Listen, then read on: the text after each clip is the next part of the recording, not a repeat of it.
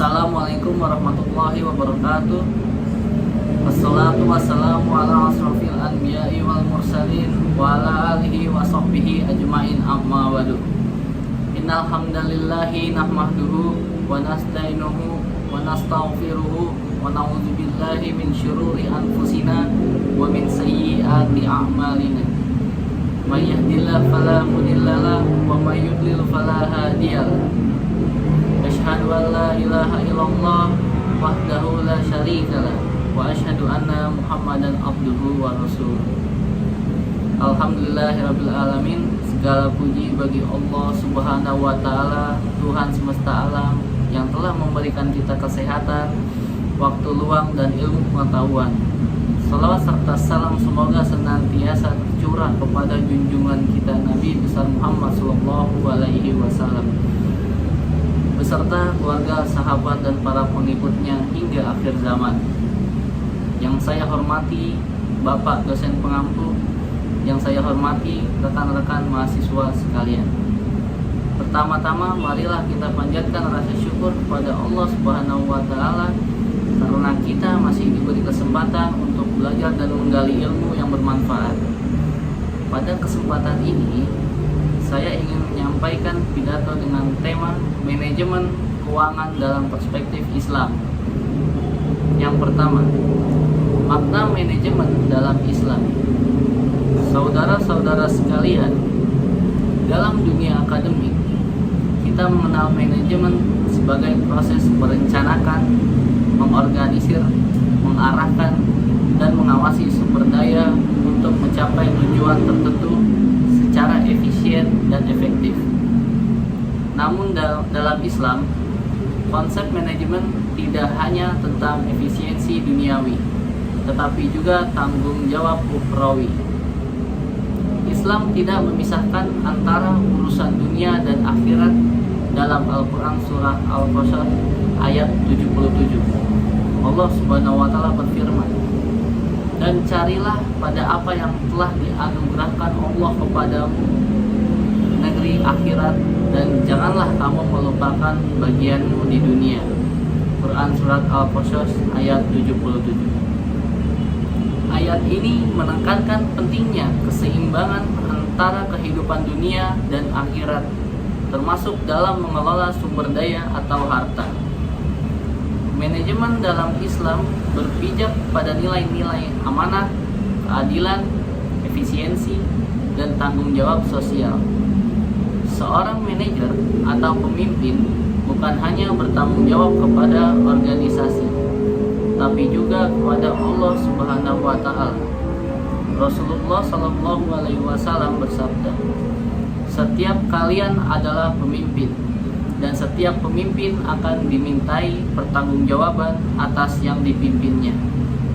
Hadis riwayat Bukhari dan Muslim. Yang kedua, prinsip manajemen dalam Islam. Ada beberapa prinsip penting manajemen dalam perspektif Islam. Yang pertama, amanah atau kepercayaan. Setiap tugas yang diberikan harus dijalankan dengan penuh tanggung jawab. Dalam Al-Quran, Allah berfirman, "Sesungguhnya Allah menyuruh kamu menyampaikan amanat kepada yang berhak menerimanya." Quran surat An-Nisa ayat 58. Yang kedua ada syura atau musyawarah. Pengambilan keputusan yang baik melibatkan partisipasi bersama. Ini tercermin dalam firman Allah, "Dan bagi orang-orang yang menerima, mematuhi seruan Tuhannya, dan melaksanakan sholat, sedang urusan mereka diputuskan dengan musyawarah antara mereka." Quran surat Asy-Syura ayat 38. Yang ketiga, adil dan transparan. Dalam manajemen Islam, keadilan bukan sekedar hukum, tapi juga etika kerja dan perlakuan adil terhadap sesama. Pemimpin harus bersikap adil terhadap bawahannya, dan laporan keuangan harus transparan kepada semua pihak terkait. Oke, ada manajemen keuangan dalam Islam. Saudara-saudara sekalian, manajemen keuangan adalah bagian penting dari ilmu manajemen. yang mencakup cara mengelola sumber daya keuangan secara optimal. Dalam perspektif Islam, pengelolaan keuangan tidak hanya mempertimbangkan aspek keuntungan, tetapi juga kehalalan dan keberkahan. Berikut adalah beberapa prinsip manajemen keuangan dalam Islam. Pertama ada larangan riba. Riba adalah tambahan atau bunga yang dikenakan dalam transaksi utang piutang. Allah Subhanahu wa Ta'ala berfirman dengan tegas, padahal Allah telah menghalalkan jual beli dan mengharamkan riba. Quran Surat Al-Baqarah ayat 275. Dalam konteks manajemen keuangan, ini berarti manajer keuangan harus menghindari investasi atau pembiayaan yang mengandung unsur riba. 2. Zakat dan tanggung jawab sosial. Harta yang dikelola bukan semata-mata milik pribadi atau perusahaan, melainkan ada hak orang lain di dalamnya. Zakat, infak, dan sedekah adalah bagian dari manajemen keuangan yang berorientasi sosial. Ini sejalan dengan tujuan syariah atau muqasid syariah untuk menciptakan keadilan sosial dan ekonomi. Yang ketiga ada investasi halal. Islam mendorong umatnya untuk berinvestasi dan mengembangkan harta dengan cara yang halal. Investasi harus dilakukan pada sektor yang jelas, tidak bersifat spekulatif atau maisir, dan tidak terlibat dalam bisnis yang haram. 4. Pencatatan keuangan yang jujur. Islam menekankan pentingnya pencatatan yang baik dan jujur dalam setiap transaksi keuangan. Dalam Quran Surat Al-Baqarah ayat 282, Allah berfirman, hai orang-orang yang beriman, apabila kamu bermuamalah tidak secara tunai untuk waktu yang ditentukan, hendaklah kamu menuliskannya. Ayat ini adalah dasar bagi pentingnya akuntabilitas dan dokumentasi dalam transaksi ekonomi. Ada juga implementasi dalam kehidupan mahasiswa.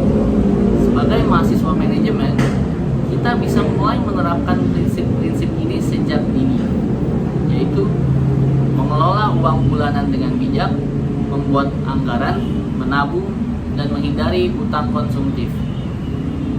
Yang kedua ada bersikap jujur dalam organisasi atau saat menjadi bendahara kegiatan kampus.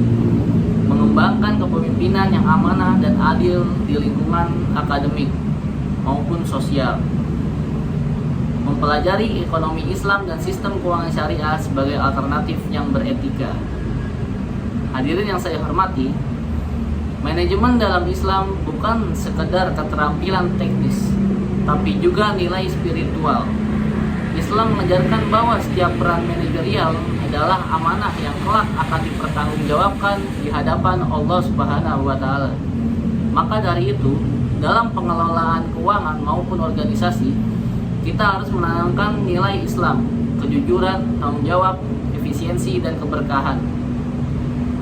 Semoga pidato singkat ini bisa menjadi motivasi bagi kita semua untuk menjadi manajer dan pemimpin yang tidak hanya cerdas secara intelektual, tetapi juga kuat secara moral dan spiritual.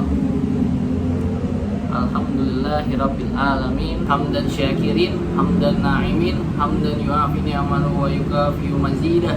Ya Rabbana lakal hamdu kama yang bagi li jalali wajhikal karimi wa azimi sultanik. Wa sallallahu ala abdika wa rasulika sayyidina Muhammadin wa ala alihi wa sahbihi wa sallam.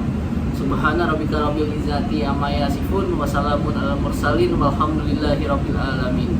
Wassalamualaikum warahmatullahi wabarakatuh.